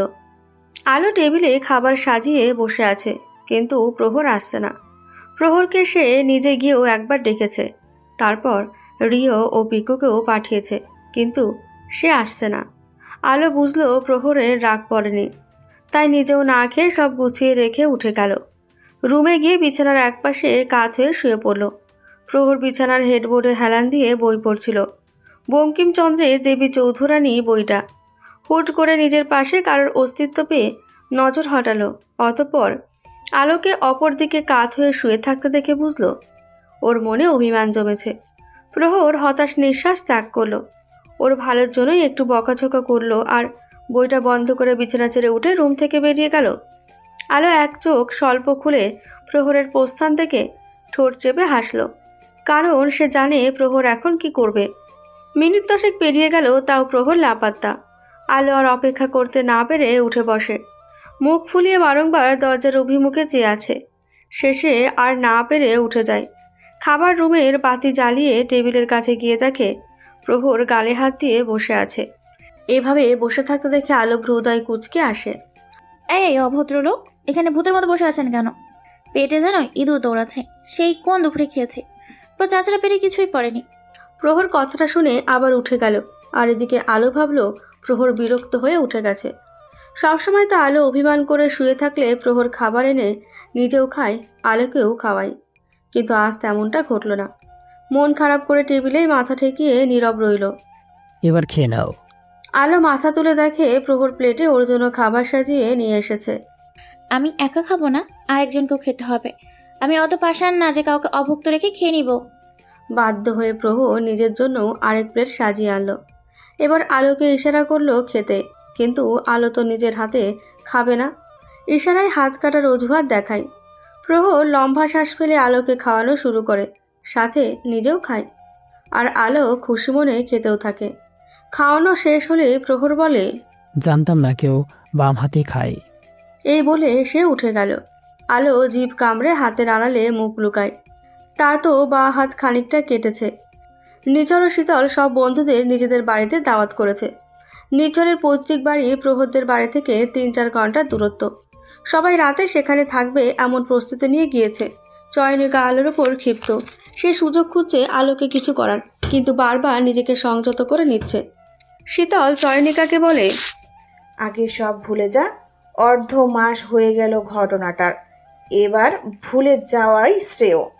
চয়নিকা রেগে বলে, আমি পারবো না, আমি রাতে থাকবো না, আমার বাড়ি কাছেই, আমি চলে যাব। শীতল হতাশ্বরে বলে, তোর যা ভালো মনে হয়, তোকে আমি জোর করব না। তোর জেদ আমার জানা আছে, দেখা যাবে জোর করে থাকলি, তারপর কিছু একটা অঘটন ঘটিয়ে বসলি। শীতল নিজের কাজে চলে যাওয়াতে চয়নিকা বিরক্তিতে বলে উঠল, আরে দুইবার বলেই থাকতে যেতাম, এখন চলে যেতেই হবে। ব্যাপার না আলো, তোমার সর্বনাশ তো আমি করেই ছাড়বো। দুপুরের খাওয়া শেষে সকলে আড্ডাতে বসেছে। চয়নিকা হুট করে বলে বসলো, আচ্ছা প্রহর, তোমার রিধিমাকে মনে আছে? প্রহর ভ্রু কুঁচকাল। চয়নিকা আবারও উৎসাহ নিয়ে বলে, ভুলে গেলে? রিধিমা সরকার তোমার কিশোর বয়সের প্রেম। রিধিমাও কিন্তু তোমাকে পছন্দ করত, হঠাৎ ঝড় এসে সব লণ্ডভণ্ড হয়ে গেল, তাই না? চয়নিকার কথায় প্রহর অপ্রস্তুত হলো। 10 বছর পুরনো কাসুন্দি কোনো কারণ ছাড়া ঘাটার কোনো মানেই হয় না। আলো প্রহরের দিকে তীক্ষ্ণ দৃষ্টিতে চেয়ে আছে। হুট করে প্রহরের দিকে নজর গেল, দেখে তার বউয়ের চোখ জ্বলজ্বল করছে সন্দেহের কারণে। প্রহর তাড়াহুড়ো করে বলে ওঠে, ওটা একটা মিসআন্ডারস্ট্যান্ডিং ছিল, স্বল্প সময়ের ভালো লাগা মাত্র। রিমঝিমা এসেছিল স্বল্প কিছু সময়ের জন্য, তারপর মাত্র মাস 2-এর মাঝেই হুট করে গায়েব হয়ে গেল। তাছাড়া আমিও সে বুঝিনি যে আমরা দুজন দুই ধর্মের। পরশ হাসতে হাসতে বলে, তোর নাম প্রহর, তাই রিদ্ধিমা ভেবেছিল তুই ওর ধর্মের, আর তুই ওর সারনেম সরকার দেখে ভেবেছিস ও তোর ধর্মের। নির্ঝর টিটকারি করে বলে, যাই বলিস, মেয়েটা খুব সুন্দর, চমৎকার ছিল, কিন্তু কই যে হারালো? শুনেছি ওর বাবার আবার ট্রান্সফার হয়ে গিয়েছিল, তাই চলে গেছে। শীতল ভ্রু উঁচিয়ে নির্জনকে শাসানো স্বরে বলে। তোর বুঝি কষ্ট হচ্ছে? দেখতাম তো সবই, কিভাবে ঋদ্ধিমার গুণগান গাইতে। নির্জন কপাল চাপড়ে বলে। আরে ভুল ভাবছো, তখন তো একটু। প্রহর এবার বিরক্ত হয়ে বলে। অত পুরনো কথা মনে করার এর দরকার নেই। আর আলো, তুমি শুধু শুধু ভয় পাচ্ছ। আমার বর্তমান ও ভবিষ্যৎ দুটোই তুমি। আমি এই জীবন সঙ্গী হিসাবে শুধু তোমাকেই ভালোবাসি। তবে এই প্রহরের জীবনের আলো। আলো লাজুক হাসে। সবাই ওদের নিয়ে হাসি ঠাট্টা শুরু করলেও চয়নিকা এতে বিরক্ত হয়। মনে মনে বলে। নিজেকে সেফ জোনে রাখার কৌশল ঠিক জানো প্রহর। আলোর মনে উৎপন্ন হওয়া সন্দেহর বীজটা উপড়ে দিলে ব্যাপার না, এটা তো এমনি ছিল, সামনে দেখো কি হয়। চয়নিকা সন্ধ্যের আগে বেরিয়ে যায়। পথমধ্যে সেই লোকটার কল আসে। কাজ কতদূর চয়নিকা? খুব শীঘ্রই সব হবে। তুমি এই কথা বিগত 15 দিন ধরে বলে যাচ্ছ, কিন্তু কিছু করতে পারছো না। চয়নিকা হতাশ স্বরে বলে। অধৈর্য হচ্ছ তুমি, একটু সময় নিয়ে কাজটা করতে হবে। একটা স্টেপ খেললে ব্যাকআপ তো রাখতেই হয়। এতদিন অপেক্ষা করেছো, আর কটা দিন না হয় অপেক্ষা করলে সবুরে মেয়া ফলে, জানো তো। লোকটি কল কেটে দেয়। চয়নিকা কপালে হাত ঘষে পরবর্তী পরিকল্পনা ছক কষতে থাকে। একদিন বিকেলবেলা আলো ফুলের গাছগুলোতে পানি দিচ্ছে, আর প্রহর বাগানের টেবিলের ওপর ল্যাপটপ নিয়ে বসেছে। প্রহর আনমনে আলোকে বলে। চলো আলো, আমরা একটু দূরে থেকে ঘুরে আসি। কথাটা শোনা মাত্রই আলো অতি উৎসাহী হয়ে গাছে পানি দেওয়া ফেলেই ছুটে আসে। উৎসুক কণ্ঠে বলে। সত্যি? কোথায় যাবে বলো না। প্রহর হেসে আলোকে একটানে নিজের কোলের উপর বসে ঘাড়ে মুখ গুজে বলে। তোমার খালামণিদের কাছে। খালামণিদের নাম শুনে আলোর মন খারাপ হয়ে গেল। মুখ ছোট করে বলে। খালামণিও ভালো যান নিশ্চয়ই আমার উপর রাগ করে আছে। সেই 4 বছর আগে দেশে আসলাম, আর তাদের সাথে দেখা করতে যাওয়াই হলো না। খালামণি তো আমার সাথে কথাও বলতে চায় না। তাই তো তোমাকে নিয়ে যাব। খালা শাশুড়ির রাগ ভাঙানো হবে, জামাই আদর পাওয়া হবে, কি বলো? আলো হেসে ওঠে। হঠাৎ মেন গেট থেকে দারোয়ান ফোন করে বলে কেউ এসেছে। প্রহর তার পরিচয় জেনে ভেতরে আসতে দিতে বলে। এক বয়স্কা জীর্ণশীর্ণ মহিলা মেন গেট দিয়ে ভেতরে আসলেন। আলো ব্যাপারটার কিছু না বুঝে প্রহরের মুখপানে উত্তরের আশায় চেয়ে আছে। মহিলাটি এসে দাঁড়ালেই প্রহর সহাস্যে সালাম দিয়ে বলে। দাঁড়িয়ে কেন, বসুন। না বাবা, তোমরা বসো, আমি বরং মাটিতে বসি। প্রহর আচমকা বিরক্ত হলো। বিরক্তিতে বলে। মাটিতে বসবেন কেন? এখানে খালি চেয়ারটি দেখতে পাচ্ছেন না? মহিলাটি মলিন হেসে বলেন। আমার কি ওখানে বসা সাজে? আমি হইলাম গরিব মানুষ, দিনে আনি দিনে খাই, আমার কি সব মানায় বলে? প্রহর হতবাক হয়ে চেয়ে রইল। আলো মিষ্টি হেসে বলে। আপনি আমার পাশেই বসবেন, নিচে বসার কোনো দরকার নেই। আপনি আমার মায়ের বোনই তো। মহিলাটির আখি যুগল ভিজে উঠল। আঁচল দিয়ে নয়ন যুগল মুছে নেন। প্রহর এসব দেখে নির্লিপ্ত কণ্ঠে বলেন। আপনি আজ থেকে এখানেই থাকবেন। আমি যত সময় বাড়িতে থাকবো না ততক্ষণ আলোর খেয়াল রাখবেন। বড্ড কেয়ারলেস এই মেয়েটা। আলো আপনাকে আপনার থাকার রুম দেখিয়ে দিবে। আমাকে এখন বেরোতে হবে, আস্তে আস্তে রাত হবে, সাবধানে থেকো। বলে আলোর ললাটে ভালোবাসার স্পর্শ দিয়ে বেরিয়ে যায়। আলো মহিলাটিকে নিয়ে বাড়ির ভেতরে প্রবেশ করে। আলো বলে। আপনি নিচতলায় পূর্ব দিকের ঘরটাতে থাকবেন। নিশ্চয়ই নিচতলায় থাকতে সমস্যা নেই। কি যে বলেন বৌরানী, আমি তো ওই ঘরেই থাকতাম। মহিলাটির হঠাৎ বেফাস কথায় আলো সন্দিহান দৃষ্টিতে ভ্রু কুঁচকে তাকায়। কি বলেন আপনি? মহিলাটি নিজের বোকামি বুঝতে পেরে তড়িঘড়ি করে বলে। কিছু না মা, আপনারে আমি ভুলে আগে যেখানে কাজ করতাম সেই বৌরানীর মতো বৌরানী বইলা ফেলছি। ওখানেও আমি নিচতলায় থাকতাম, মাফ করবেন। আর বলুন না। আলোর কেমন সন্দেহ হয়। তাও বৃদ্ধা মহিলাটির একাকিত্ব জীবনে মানুষের বাড়ি কাজ করে বেড়ানোটা উপলব্ধি করে থেমে যায়। আপনি যে রেস্ট করুন, সন্ধ্যায় আজান হবে একটু পর, আপনি তারপর নাস্তা বানান। আপনার বানানো লাগবো না, আমিই বানাবো। না, আমার রান্না করতে ভালো লাগে। সারাদিন একা থাকি, কেউ নেই, সবকিছু একা একা লাগে, তাই রান্নাঘরটা আমার বন্ধু হয়ে গেছে। নতুন নতুন রেসিপি ট্রাই করে প্রহরকে দিয়ে এক্সপেরিমেন্ট করতে ভালোই লাগে, তাই রান্নাঘরের দায়িত্বটা আমার। মহিলাটি মিষ্টি হাসে। আলো নিজের ঘরের দিকে যায়। মহিলাটি দেওয়ালে টাঙানো প্রহরের বড় হাস্যজ্জ্বল ছবিটার দিকে নির্বিশেষ তাকিয়ে থাকে। ছবিটার পাশে প্রহর ও আলোর বড় একটা ছবি টানানো আছে, কিন্তু মহিলার দৃষ্টি সেই ছবিটাতেই। আঁচলে চোখ মুছে ঘরের ভেতরে চলে যান। মনে হচ্ছে পার্শ্ববর্তী দেশ মায়ানমারেও ওদের আস্তানা আছে। সেন্ট মার্টিন নাকি পানিপথের ড্রাগস সাপ্লাই হয়। প্রহর মনোযোগী হয়ে শুনছে, তার হিসাব মিলছে না। প্রহর বলে, সেন্ট মার্টিনের ড্রাগ সাপ্লাইয়ের সেটার সাথে আপনি এই ইনভেকশনের কেন মিলাচ্ছেন? সেটা সম্পূর্ণ ভিন্ন একটা ঘটনা। না প্রহর, সেখানে ড্রাগস সাপ্লাইয়ের একটা জাহাজ ধরতে পেরেছে। সেখানে একটা কোড ছিল। সেই কোড নাম্বার থেকে 3 দিন আগে আমাদের সার্ভারে একটা বাতাস আসে আমিরকে ছেড়ে দিতে। বুঝতে পারছো তুমি? প্রহর হতবাক হয়ে বলে, আপনি তো আমাকে এটা আগে জানাননি। বাচ্চাটা দেখান তো। আর আমির কোথায়? প্রহরের দিকে ছবি তুলে রাখা বার্তাটা দেখাই আর বলেন, আমিরকে 7 দিনের রিমান্ডে নেওয়া হয়েছে। ও কিছু তো জানে, স্বীকার করছে না। আমিরের দুর্বলতা ধরতে হবে। প্রহর চিন্তিত হয়ে বলে, 4 মাস যাবৎ যে আমির আমাদের হুমকি ধুমকি দিচ্ছিল, সেটা তাহলে কেন? এখন আমার কেন জানি মনে হচ্ছে জাহাজটাও ইচ্ছে করে ধরা পড়ছে। কমান্ডার অফিসার খালেক অবাক হয়ে বলে, তুমি কি বলতে চাচ্ছ প্রহর? আমরা অনেকদিন ধরেই ওই চক্রটা ধরার চেষ্টায় ছিলাম। আপনি দেখুন, 3 দিন আগে যেটা থেকে বার্তা পাঠানো হয়েছে, সেই কোডসহ জাহাজ থেকে ড্রাগস ধরা পড়ছে। অন্য কোডও তো হতে পারত। কিছু তো ষড়যন্ত্র চলছে। ওরা আসলে কি চায় সেটা ধরতে হবে, নাকি সব আমাদেরই গুমরাহ করা ষড়যন্ত্র? সন্ধ্যার পরপরই দারোয়ান বাড়ির টেলিফোনে ফোন করে জানায় মেন গেটে চয়নিকা এসেছে। আলো প্রথমে অবাক হয়, এই ভর সন্ধ্যায় চয়নিকা কেন আসবে? তাছাড়া প্রহর তো জানায়নি চয়নিকা আসবে বলে তেমন কিছু। চয়নিকার হঠাৎ আসার কারণ আলোর বোধগম্য হলো না। এই চয়নিকা, মায়াডা আবার কেডা গো? ওই রাইতের বেলায় কেন আইলো? আলো হতাশ স্বরে বলে, জানি না রঞ্জনা খালা, হয়তো কোনো কাজ আছে। তুমি যাইও না, বুঝলা? আমি যাইতেছি। এই বলে রঞ্জনা খালা বাড়ির দরজা খুলতে যান। দরজার বাইরে চয়নিকা অধীর আগ্রহে দাঁড়িয়েছে।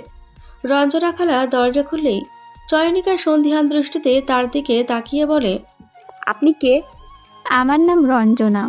আমি আপনার নাম জানতে চাইনি। আপনি এই বাড়িতে কি করেন? আলো কোথায়? আমি এই বাড়িতে কাম করি। আলো বৌরানী বসার ঘরে আসেন। চয়নিকা অবাক হয়ে বলল, এই বাড়িতে কাজ করেন মানে? আগে তো দেখিনি। তাছাড়া প্রহর আলো কোনো কাজের লোক রেখেছে বলে তো জানতাম না। রঞ্জনা খালা অদ্ভুত হেসে বলেন, সব সময় কি এই সময় এরকম থাকে? সব সময় তো বদলায়, নাম করেও বদলান লাগে। এত বড় বাড়িতে সাহেবের অনুপস্থিতিতে অঘটন ঘটতে কতক্ষণ লাগবে কন? চয়নিকা থতমত খেয়ে যায়। চয়নিকার মুখের অবস্থা দেখে রঞ্জনা খালা বলেন, ভেতরে আইবেন না, নাকি আমাদের দেখা দুয়ার থেকেই চইলা যাইবেন? আইসেন, যখন চা নাস্তা খায়া যান। চয়নিকা বিরক্তিতে বলে, নিজের সীমানাতে থাকেন, কাজের লোক কিন্তু মুখের কথা ছড়ি ফুটেছে। এই বলে রঞ্জনা খালাকে ঠেলে ভেতরে ঢোকে। রঞ্জনা খালা অদ্ভুত হেসে দুয়ার লাগিয়ে বসার ঘরে গিয়ে দেখে চয়নিকা আলোকে জড়িয়ে ধরে আছে। কি সাংঘাতিক! রঞ্জনা খালা আলোর মুখের হতবাকটা দেখে মুখ ফসকে বলেই ফেলেন। ওনার খোঁচা দেওয়া কথায় চয়নিকা আলোকে ছেড়ে ওনাকে উদ্দেশ্য করে বলে, আপনার জবান প্রথম দিনই একটু বেশি চলছে মনে হচ্ছে না? আলো রঞ্জনা খালাকে থামাতে বলে, খালা, আপনি একটু রান্নাঘরে গিয়ে মালাই চা বানাতে পারবেন? সাথে ডিপ ফ্রিজ থেকে ফ্রোজেন করা সামোসা কিছু ভেজে দিন। রঞ্জনা খালা সম্মতি দিয়ে চলে গেলেই চয়নিকা আলোর হাত ধরে সোফায় বসিয়ে করুণ কণ্ঠে বলে, আমাকে মাফ করে দাও আলো। আমি তোমাকে বিনা দোষে অনেক কিছু শুনিয়েছি, খারাপ ব্যবহার করেছি। আমি অনুতপ্ত। আলো অবাক হয়ে কি বলবে ভেবে পাচ্ছে না। চয়নিকা আবারও বলে, তোমার সাথে বন্ধুত্ব করতে চাই, তাই কদিন থাকার জন্য চলে এলাম। করবে না বন্ধুত্ব? আলো কিছু বলার আগে পেছন থেকে রঞ্জনা খালা বলে ওঠেন, কয়দিন থাকবেন? আপনার সাথে তো কোনো সুটকেস কিছু দেখলাম না। এক জামা কাপড়ে থাকবেন নাকি? কিছুই তো আনেন নাই। চয়নিকা তাতে দাঁত চেপে রাগ সংবরণ করে। আলো একটু কেশে বলে, খালা নাস্তা রেডি? না গো বৌরানি, যে গাইতে আইলাম চায়ে ওর বড় বড় কালা এলাচ দিমুনি, সুন্দর গন্ধ আইব চায়ের থেকে। আমার তো গন্ধটা অনেক ভালো লাগে, আমি 3-4টা চায়ের মধ্যে দিয়া দিই। কালো এলাচের কথা শোনা মাত্রই চয়নিকার অক্ষিযুগল বৃত্তাকার ধারণ করলো। আলো তড়িঘড়ি করে বলে, না না খালা, বড় কালো এলাচ একটাও দিবেন না। চয়নিকা আপুর অ্যালার্জি আছে, আপনি যান, আমি আছি চা বানাতে। আমি পারমু বৌরানি, তুমি তোমার নতুন শোয়ের সাথে আলাপ করো। রঞ্জনা খালা চলে গেলেই চয়নিকা হাঁপ ছেড়ে বাজে। সে বলে, প্রহরকে বলে কাজের লোক বদলে নাও। এই মহিলা প্রয়োজনে ব্যতিক্রিত অতিরিক্ত কথা বলে। আলো হালকা হেসে বলে, উনি কিন্তু খুব ভালো আপু, বিকালে এসেছেন আর আমার সাথে তার সাক্ষাৎ হয়ে গেছে। ওনার কেউ নেই পৃথিবীতে, আমার একজন সঙ্গী হলো। চয়নিকা জোরপূর্বক হাসে। তারপর আলোর সাথে ভাব জমাতে ব্যস্ত হয়ে গেল।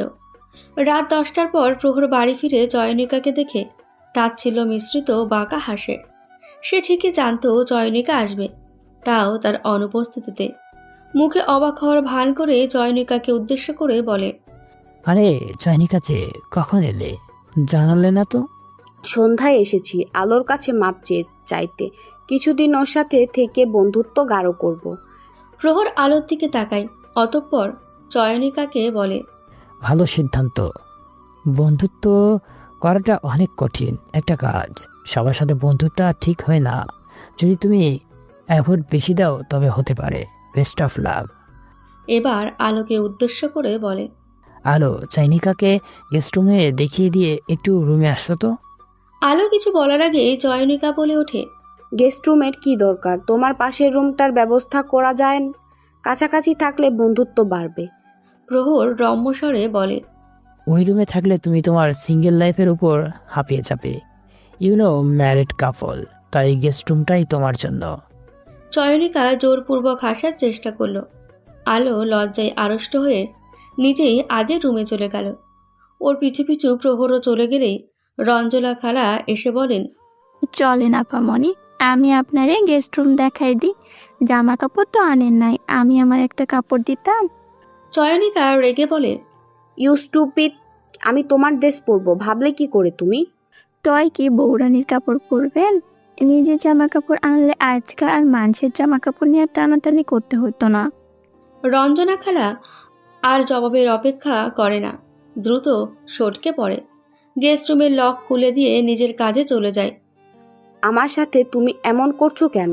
আমি তোমার সাথে ওর ক্লোজনেস নিতে পারছি না। তোমায় ভালোবাসি বলে এত কিছু করলাম, আর তুমি আমাকে। অপর পাশ থেকে ক্রুদ্ধ কণ্ঠে জবাব, কি আমি তোমাকে আজ পর্যন্ত কোনো কাজ সঠিকভাবে করেছো? তোমার খরচ সব তো আমিই দেই।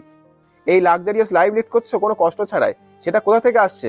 আর এখন যা করছি তা কার জন্য করছি? আমাদের জন্যই তো। চয়নিকা কাঁদতে কাঁদতে বলে, আমি আবারও প্রেগনেন্ট। প্লিজ এবার বাচ্চাটা নষ্ট করতে বলো না। 3বার অ্যাবর্শন করিয়েছে, এবার না। ফোনের অপর পাশের ব্যক্তিটি নীরব রইলে চয়নিকা উৎকণ্ঠিত হয়ে বলে, প্লিজ কিছু তো বলো। আগের বার 4 মাসের বাচ্চা অ্যাবর্শন করেছি, এবার করিও না। আমি তো। চয়নিকাকে থামিয়ে অপর পাশের লোকটি বলে ওঠে, তাহলে খুব দ্রুত নিজের কাজটা করে ফেলো, নয়তো আমি আমার উপায়ে কাজটা করব। যদিও তুমি আমার উপায়টা সহ্য করতে পারবে না। না না, আমি তোমার সান্নিধ্য আর কাউকে সহ্য করতে পারবো না। আমি কাল পরশুর মধ্যেই কাজটা করে ফেলবো। এখন আমি প্রহরদের বাড়িতেই আছি। আলোর সাথে সম্পর্ক ভালো করতে এসেছি। একটু সময় লাগবে ভরসা অর্জনের জন্য। অপর পাশের ব্যক্তিটি শয়তানি হেসে বলে, জানো তোমার প্রতি আমার নেশা বারবার কেন বাড়ে? তুমি আমার জন্য সব করতে পারো, আমাকে অন্ধের মতো ভালোবাসো, আমার সব কথা শুনো। তাছাড়া you are eat enough baby, that's why I love you more. Chayanika মলিন কণ্ঠে বলল, বিয়ে করে নাও না।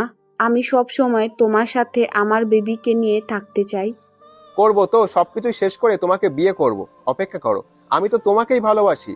এখন ভালো ও বাধ্য মেয়ের মতো আমার সব কাজ করে ফেলো। Love you. চয়নিকার প্রত্যুত্তরের অপেক্ষা না করে লোকটি ফোন কেটে দিল। রাগে ফোনটা আছাড় দিয়ে চিৎকার করে বলে, এখন আবার প্রেগনেন্সির ঝামেলা। আগেরবার অনেক কষ্টে অ্যাবর্শনের জন্য রাজি করিয়েছিলাম, এবার কি করব? আমি চয়নিকাকে আমার জীবনে আনতে পারবো না। কাজ শেষ তো চয়নিকাও শেষ। ওর কাছেও কিছু আছে যা হাসিল করতে আমার ওকে চাই। আমি তো আমার বউটাকেই ভালোবাসি, নাইলে কি কোনো প্রফিট ছাড়া ওকে বিয়ে করতাম? ওদিকে চয়নিকা খোলা জানালা দিয়ে দূর কৃষ্ণকায় তারকাময়ী অম্বরের এক ফালি বাঁকা চাঁদকে দেখতে দেখতে ভবিষ্যতের সুখ চিন্তায় মুখর হয়ে আছে। পরের দিন খুব ভোরে প্রহর শাওয়ার শেষে নামাজ পড়ে বাগানে হাঁটতে বেরিয়েছে। বেরোনোর আগে আলোকে জাগিয়ে দিয়ে এসেছে। বাগানের পেছনের দিকের গেট দিয়ে বেরিয়ে পেছনের জঙ্গলে গিয়ে দেখে যা আশা করেছিল তাই। রঞ্জনা খালা ওখানে। প্রহর তাকে ডাক দেয়।